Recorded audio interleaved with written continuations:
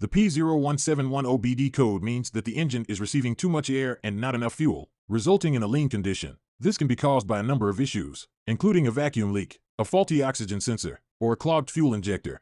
To fix it yourself, start by inspecting the vacuum lines and connections for any cracks or leaks. If you find any, replace the affected parts. Next, check the air filter to see if it is dirty and needs to be replaced. If that doesn't solve the issue, you can test the oxygen sensor using a multimeter and replace it if necessary. Finally, you can clean the fuel injectors using a fuel injector cleaner or have them professionally cleaned.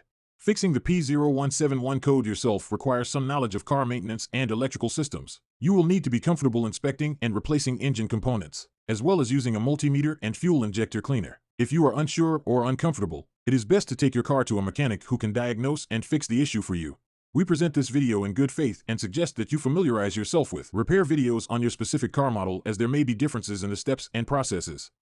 Owning an OBD-II scanner is a valuable investment for any car owner, as it can save time, money, and effort in diagnosing and fixing issues with the vehicle. With an OBD-II scanner, you can easily read and interpret diagnostic trouble codes, DTCs, that the car's computer generates when a fault is detected. This can help you pinpoint the exact problem with the vehicle and avoid unnecessary repairs or trips to the mechanic. Additionally, an OBD scanner can provide real-time data on the engine's performance, such as fuel efficiency, air-to-fuel ratio, and RPMs, which can help you optimize your driving habits and save money on gas. Overall, owning an OBD scanner gives you more control over your vehicle's maintenance and performance, making it a valuable tool for any car owner.